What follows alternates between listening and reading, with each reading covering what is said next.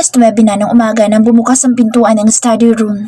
Dahil busy siya sa ginagawa ay hindi na niya iyon nilingon. Sigurado naman siyang si Adrian iyon dahil sila lang naman ang nag-uupisina dito at ugali nito ang hindi umiimi kapag dumarating, lalo kapag nakita nitong meron siyang ginagawa. Just go on. Don't mind me. Tura nito kapag umaayos siya upang bumati. Did you eat? Halos mapatalon siya sa pagkabigla nang bigla ito magsalita. Sabo pa niya ang dibdib na nilingunin niya ito ngunit halos mamalikmata siya pagkakita kay Caleb. Napalangon siya sa paligid. Baka may hindi siya na malayong pumasok kanina at ito ang kausap nito. Subalit wala naman siyang makita kaya wala sa sariling na ituro niya ang sarili. Ako bang kausap niyo, sir? Turan niya dito. Who else? Pasupladong wika ng binata at napangiti siya sa ugali nito. Ganito yata itong magsalita kung hindi nito karelasyon ang kausap. Harsh, rude, very entitled. Oo, sir. Sad niya dito pagkatapos ay ipinokus ang atensyon sa kanyang ginagawa. Lawyer. Narinig niyan tura nito at hindi niya naiwasang magpalatak ng sarkastikong pagtawa. I check, and you only had coffee at 6 a.m. Anong oras na? Pahayag ng binata at hindi nakaligtas sa kanyang pandinig ang tila panenermo nito. Did you also check who your staff is? The last time I checked, my boss is Mr. Adrian Del Mundo. Sarkastikong pahayag niya dito. Anong karapatan nitong i-check kung kumain na siya o hindi? Una sa lahat, hindi niya ito boss para manduhan siya at lalong hindi na niya ito boyfriend para mag-astang may pakialam. Iniwan nga siya sa ere at kung hindi pa siya sumama sa boss niya, hindi pa niya malalaman na wala na pala sila at malamang maghihintay siya sa wala hanggang katapusan ng mundo. Narinig niya ang sarkastikong pagtawa ng binata pero hindi na niya iyon pinansin, bagkus ay tinalikuran niya ito at pinagpatuloy ang ginagawa. Paglipas ng ilang sandali nagulat siya nang bigla nitong hawakan ng kanyang kamay at hinila siya patungo sa may pinto. What? Anong ginagawa mo? Saad niya na hindi agad nakapamiglas. Bitiwan mo nga ako. Baka nakakalimutan mong hindi mo na ako empleyado at hindi na ikaw ang boss ko. Gigil na wika niya dito. Shut up! Ako ang boss na lahat ng tao dito kaya sa ayaw at sa gusto mo, boss mo pa rin ako. Mas gigil na tura dito. Tila naman umurong ang kanyang dila dahil kung magsalita at umasta ang lalaking ito'y parang ito nga ang boss dito. Pinilit na lamang niyang tanggalin ang kamay sa pagkakahawak nito ngunit mas lalo nitong hinigpitan ang pagkakahawak sa kanya. Kaya wala na siyang nagawa kundi sumunod sa kung saan man siya dalhin nito. Humantong sila sa komedor at pasigaw ito nag-utos para maglabas ng pagkain. Ilabas niyo lahat ng pagkain dito. Saad nito at halos hindi maganda o gaga sa pagkilos sa mga taong nandoon. Bakit ka ba nakasigaw? Hindi niya napigil ang sita dito. Naawa siya sa mga taong biglang ninenervyos sa paninigaw nito. Why not? Wika nito habang pinanlilisikan siya ng mata. Kung may galit ka sa mundo, huwag mo idadami ang mga tao dito. Mahina ngunit madiin niyang turan dito. Tinignan lamang siya na masama ng binata pagkatapos ay nilagyan ng pagkain ng plato sa kanyang harapan. Eat! Wika nito pagkatapos. Tinignan din niya ito ng masama ngunit hindi na rin siya nakapagtalo pa dito. Nahiya siya sa mga taong nandoon kaya tumahimik na lamang siya at kumain. Ngayon lang yata siya kumain ng napakabilis. Subo lang siya ng subo at hindi tumitingin sa paligid. Ang goal niya ay tapusin na agad ang inilagay ni Caleb na pagkain sa kanyang plato upang makapag-disappear na agad. Ngunit napairap siya dito dahil naglagay na naman ito sa kanyang plato. Aangilan na sana niya ito subalit kumuha ito ng table napkin at pinunasan ng kanyang labi. Pagkatapos ay kinuha ang glass of water at inilapit sa kanya kaya hindi siya nakapagsalita at itinuloy na lang ulit ang pagkain. Tama na. Turan niya dito nang tangkain na naman itong maglagay sa kanyang plato. Busog na talaga siya at wala na talagang paglagyan sa loob ng kanyang tiyan. This is a dessert. Try it. Sad ng binata na sa wakas ay normal na sa pandinig ang tono nito. Parang nagtantrums lang kanina dahil nagugutom o gutom. Kaya nagtatantrums. May kasabihan kaya na an angry man is a hungry man o di naman kaya ay a hungry man is an angry man. Basta ganun. Hindi na siya nakatanggi nang kumuha ito ng isang pirasong colorful at maliit na cake sa pamamagitan ng chopstick at isinubo sa kanya. Noong una ay hasatan pa niyang nguyain pero nasarapan siya nang malasahan niya ito. Good?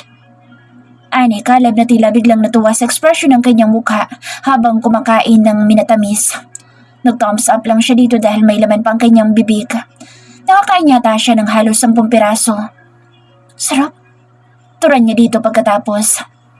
It's a native delicacy here and it's called Nyonya Kwe. Pagbibigay impormasyon ito sa masarap na minatamis at tumangutango naman siya. Buti pa ito, inaalam kung anong origin ng mga pagkain. Siya kasi basta kain lang ng kain. Walang paliwanagan kung sino nagluto at saan ang galing. Basta nasa ibabaw ng hapagkainan. Balik na ako sa trabaho. Payag niya dito.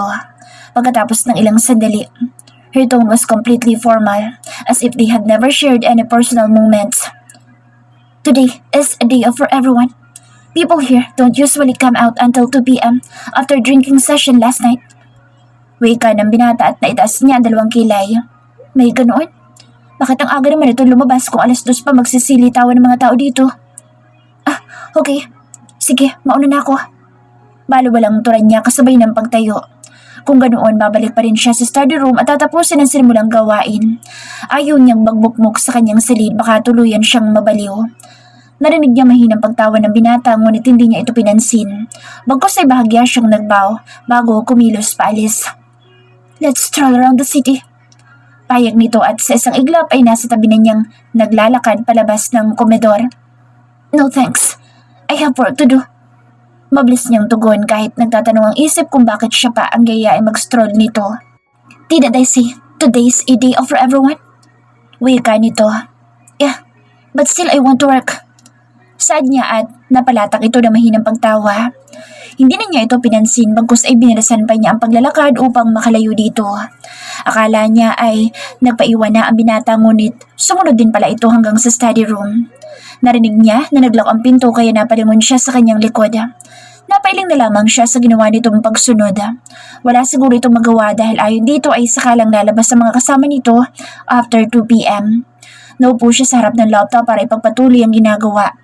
Wala na siyang balak pang pansinin ng binata.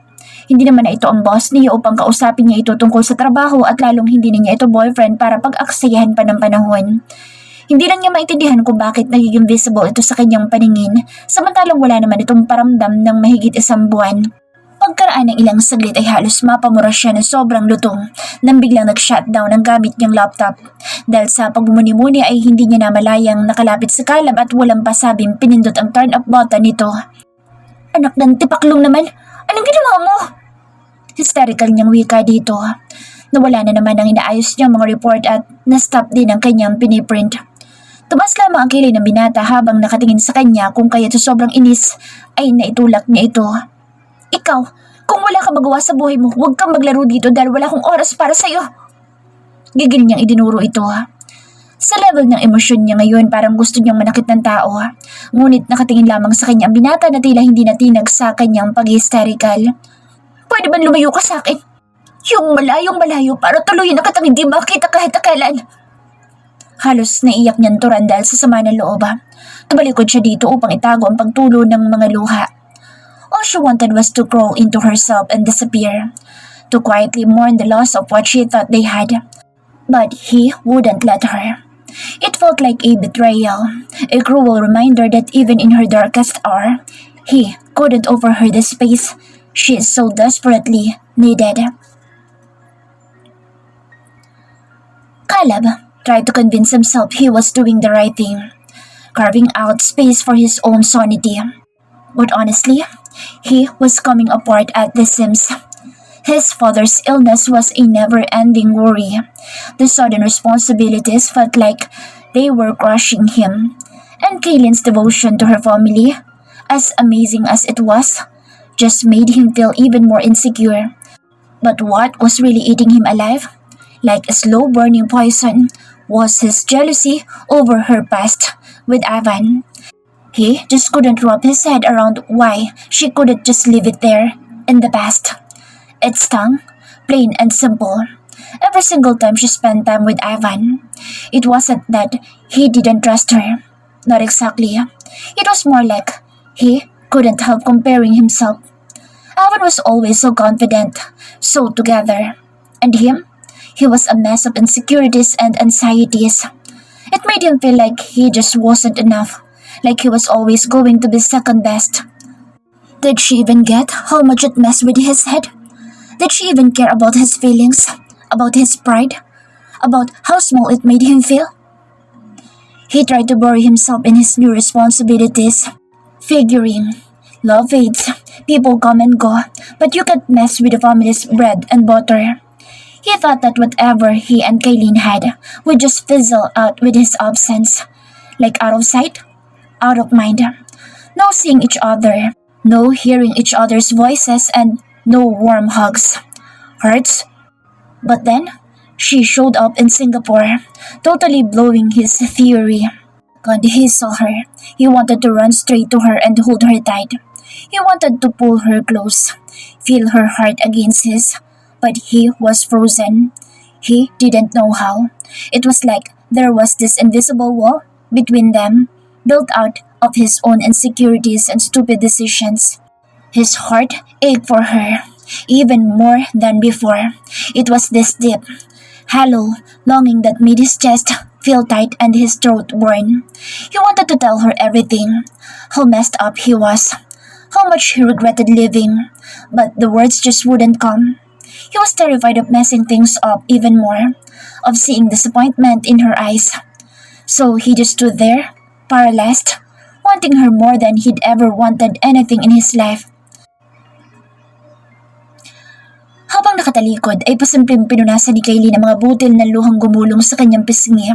Gusto niyang magulhulo upang mailabas ang bigat na nakadagan sa kanyang dibdib pero ayaw niyang makita siya ng binata sa ganoong sitwasyon. Baka mas lalo lamang matuwa ang binata kung malalaman nitong iniiyakan niya ang kanyang pagkasawi samantalang napakabilis nitong kinalimutan ng tungkol sa kanila. Sa isiping iyon ay mas lalong tumulo ang kanyang luha. Naiinis siya sa sarili dahil kung kailan ayaw niyang umiyak, saka naman umeksena ang kanyang mga mata. Sinamahan pang pagdaloy ng sipon sa kanyang ilong kaya kinalkan niya ang tissue sa kanyang bag. Sakto naman nagva-vibrate ang kanyang cellphone na sa loob nito at nang tingnan niya ito ay may bagong numero na tumatawag. Saglit siyang napakunot noong ngunit may pag-aalinlangan man ay sinagot din niya ito. Hello? Turan niya pagkatapos pindutin ang answer button. Kaylin? Is that you? Saad ng babae sa kabilang linya. Medyo nag-isip siya kung sino ito at bakit siya kilala. Opo, sino po sila? Alanganing tugon niya dito. Si Arabella ito. Umiiyak ka ba? Bakit ganyan ang boses mo? Tura nito at agad na nagliwanag ang paligid para sa kanya. Ara, hindi, sinisipon lang ako. Napatawag ka. Masigla niyang wika dito, sabay kuha sa tissue at saglit na inilay ang cellphone upang suminga. Oo, nakausap ko ng asawa ko. Tinignan niya ang document ng kapatid mo and he likes it. Pagbabalita ni Arabella at sobra ang kanyang pagkatuwa. Talaga? Maraming salamat, Ara. Hindi mo alam kung gaano ako kasi ngayon. Halos maluhaluhang turay niya dito dahil sa sobrang saya. Gusto daw niyang kausapin si Bar pero nandito pa kami sa Singapore. May bigla ang meeting si Tyrone dito. Tatawagan kita kapag nakabalik na kami. Pahayag ni Ara at mas lalo siyang na-excite sa nalamang nandito din ito sa Singapore. As in? Nasa Singapore ka ngayon? Nasa Singapore din ako. Excited niyang wika dito at hindi rin makapaniwala si Ara na nasa parehong lugar sila ngayon. Ah, talaga? Saan banda? Pupuntahan ka namin. Si Ara at natatawa siya habang sinasabi ang kanyang exact location. Narinig pa niyang may kinausap si Ara kung saan sinasabi dito sa kausap ang lugar na kinaroroonan niya. Nasa Del Mundo's place ka pala. Tama-tama, malapit lang daw sa Brant dyan. Dadaanan ka niya. Mag-lunch tayo sa labas. Pahayag ni Ara pagkatapos kung kaya't mas lalo siyang natuwa. Day off daw nila ngayon kaya okay lang siguro na alis siya at makikipag-meet kay Ara. Sure, maghahanda lang ako. See you. Excited niyang wika bago nagpaalam at parehong nawala sa ere. Sa sobrang saya ay hindi maiaalis ang ngiti sa mga labi niya kahit wala na si Ara sa telepono. Mabilis niyang inayos ang mga na-print na document at itinabi muna ang laptop. Pagkatapos ay masiglang kinuha ang bag upang pumunta sa kanyang kwarto at maghanda. Pagbaling niya sa may pinto ay nagulat siya dahil nandoon pa rin pala si Caleb. Nagtama ang kanilang mga mata at saglit na tumitig sa isa't isa. Naramdaman na naman niya ang lungkot pero bago pa siya igupo ng kanyang emosyon ay nagbaw siya dito. Pagkatapos ay tahimik na lumabas sa study room. Pagbungan niya sa pinakalobby ng top floor ay siya rin paglitaw ni na Ivan at Obi. Dahil sa sobrang tuwa at galak na pasado ang kapatid sa scholarship ay masaya siyang lumapit sa mga ito at wala sa sariling napayakap siya kay Ivan. Kung hindi dahil dito ay problema pa sana niya hanggang ngayon ang pag-aaral ni Mark sa abroad. Sukat! Nakangiting turan niya dito. Ngunit mabilis din siyang bumitaw dahil nagulat ito sa ginawa niya. Ganoon din si Abby na nanlalaki ang mga mata habang nakatingin sa kanila. Sorry. Hindi maganda o gagang paghingi niya ng paumanhin. Gusto niyang i-curse ang sarili dahil sa pagiging careless niya. Sigurado magkakaroon ng iskandalo ang nagawa niya. Halos kutusan ni Kayleen ang sarili dahil sa kinalabasan ng pagyakap niya kay Evan. Sa kabila ng paghingi niya ng paumanhin ay may pagdududan tumingin si Abby sa kanilang dalawa ni Evan. Gusto niya magpaliwanag dito subalit bigla itong tumalikod at halos patakbong lumayo. Labis tuloy siyang nag-alala kay Evan. Baka awayin ito ni Abby o di naman kayo maging sanhi pa ng hindi nila pagkakaunawaan. Akmang susundan ni Evan ang kasintahan subalit pinigilan niya ito. Ako na. Saan niya? Kasabay ng paghawak sa kamay ni Evan. Kahit tumaas ang dalawang kilay nito ay wala naman siyang nakitang kahit na anong pagkainis sa mukha nito. Ako may kasalanan kung bakit siya nagtampo kaya dapat lang na ako mag-settle dito. Pasensya ka na. Wika niya dito. Sigurado ka? Paninigurado naman ni Evan at tumango siya dito. Okay, pero ano nga pala ang dahilan kung bakit napayakap ka sa akin? Ani Evan na may gana pa yatang makapag-chismisan sa kanya. Yun nga, ibabalita ko sana na na-approve na yung scholarship na Mark sa A&A. Kaso nasobrahan yata excitement ko kaya napayakap ako sa'yo. Wika niya habang napapangiwi sa sarili. Hindi niya akalaing makakatawa pa sa Evan sa kabila ng pagtatampo ni Abby. Really? I told you marami mag-i-interest na mag-sponsor sa kapatid mo. Wika nito na hindi rin maitago ang saya at excitement. Salamat ha. Kung hindi dahil sa tulong mo, hindi ko maiisip i-apply sa Mark sa A&A. Taos pusong pasasalamat niya kay Ivan at pinisil nito ang kanyang pisngi. Yun lang naiisip kong gawin para kay Mark since ayaw mong tumanggap ng tulong galing sa akin. Pahayag ni Ivan at nginitaan niya ito. Malaking tulong na para sa amin iyon. Sigurado ako matutuwa na sobra sa Mark kapag malalaman niyang ikaw ang naghanap na magiging sponsor niya sa pag-aaral niya sa abroad. Turan niya at nakangiting tumangutang mo ito. Sige na, susundan ko lang si Abby at baka uuwi ka sa Pinas ng walang girlfriend. Nakatawa niyang pahayag at natawa din ito habang naiiling. Okay, good luck na lang sa'yo. Sagaw ka na lang kapag hinulog ka niya mula sa balcony. Nakatawang biro ni Ivan at nahampas niya ito sa balikat bago umalis at sinundan si Abby. Go away! I don't wanna see your face ever! Si Abby, na kung nakamamatay lang sana ay pinukol nitong talim ng mga mata ay kanina pa siya dead on the spot. Nahanap niya ito sa pinaka-porch ng top floor at nakatitig sa kalawakan. Imbis na mainis siya dito ay ninasian niya ito. Para kang batang naagawan ng candy. Hindi naman ako ganyan nung inagaw mo sa akin sa Ivan.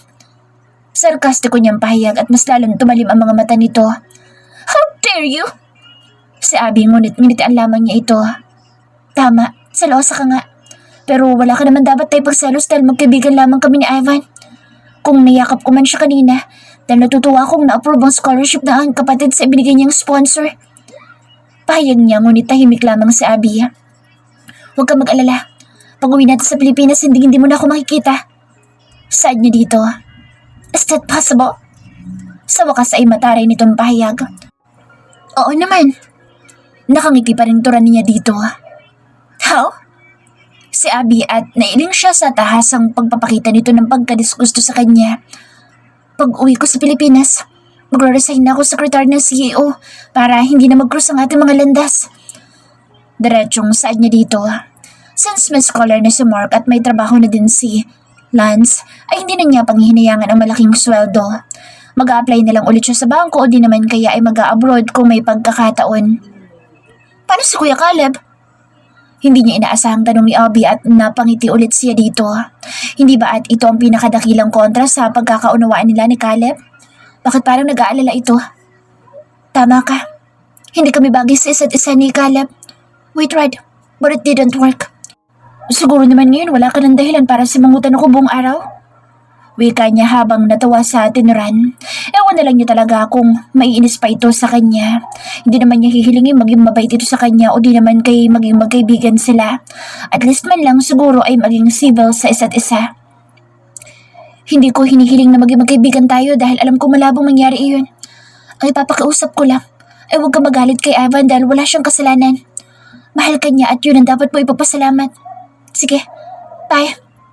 Saan niya dito sa may talikod dahil alam naman niyang hindi sasagot ito. Napaka-brat ng babaeng ito at hindi na siya nagtaka kung hindi siya mauunawaan ito.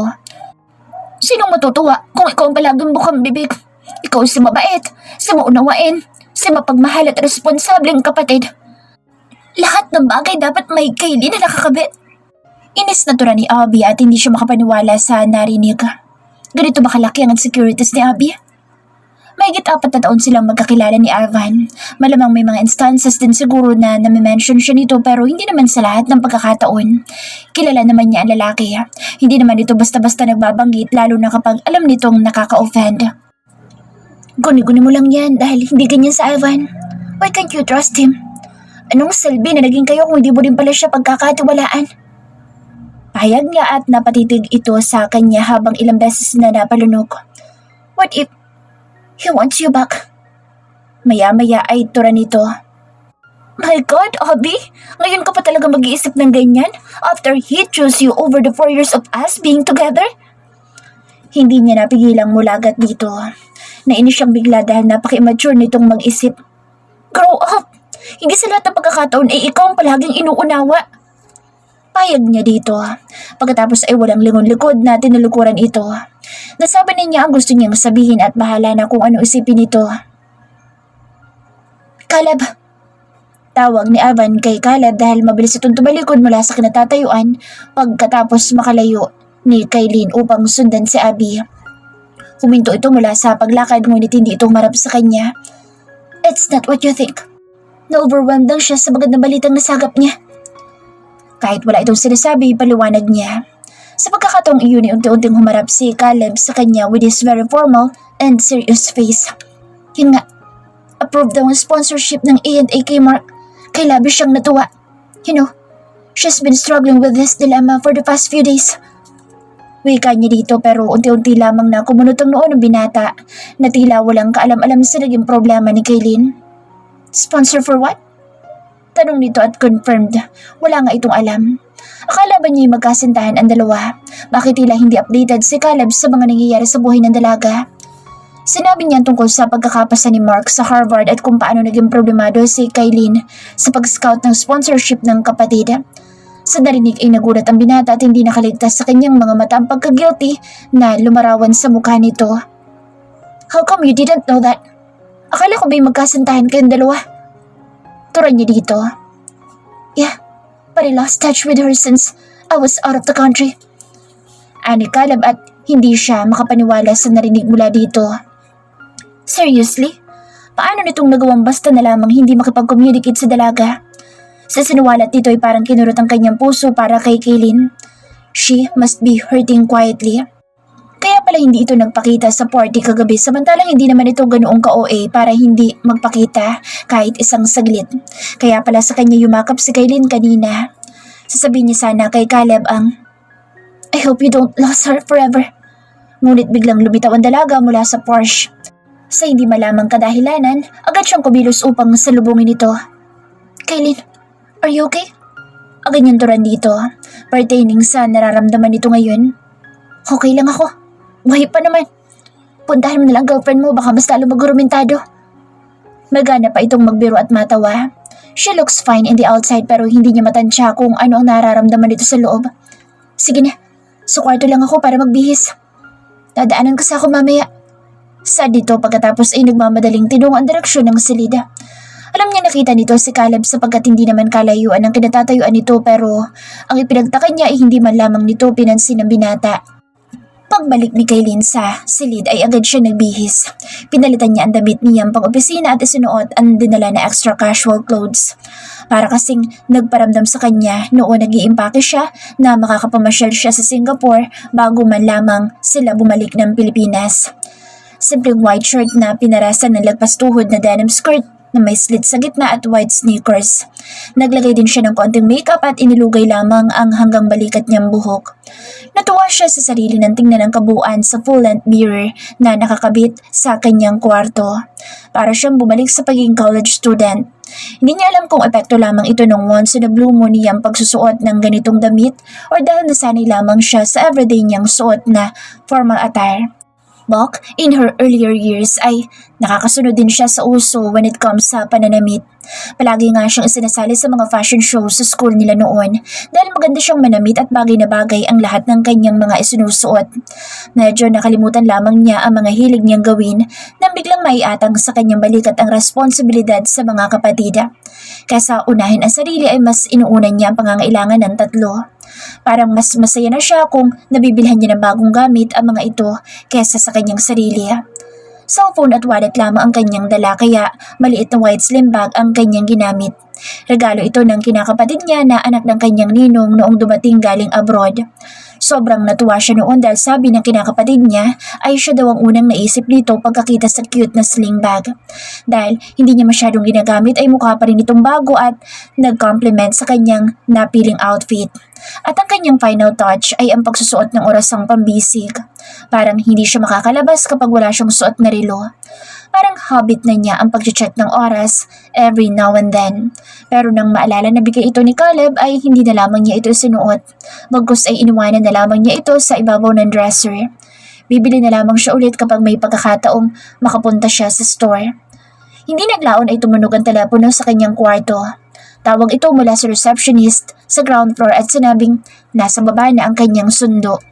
Bago lumabas ng kwarto ay nagwisik muna siya ng paborito niyang pabango pagkatapos ay excited na lumabas.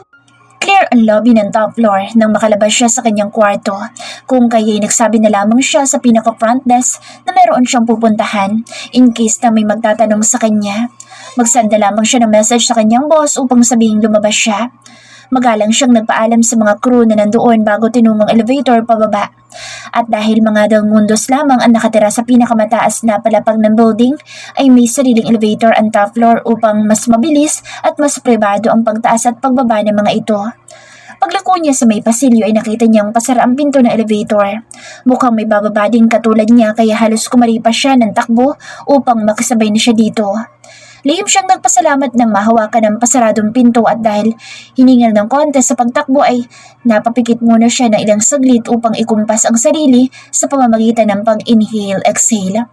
Pagmulat niya ay nakabukas na ng hustong pintuan at halos mamalikmata siya pagkakita kay Caleb.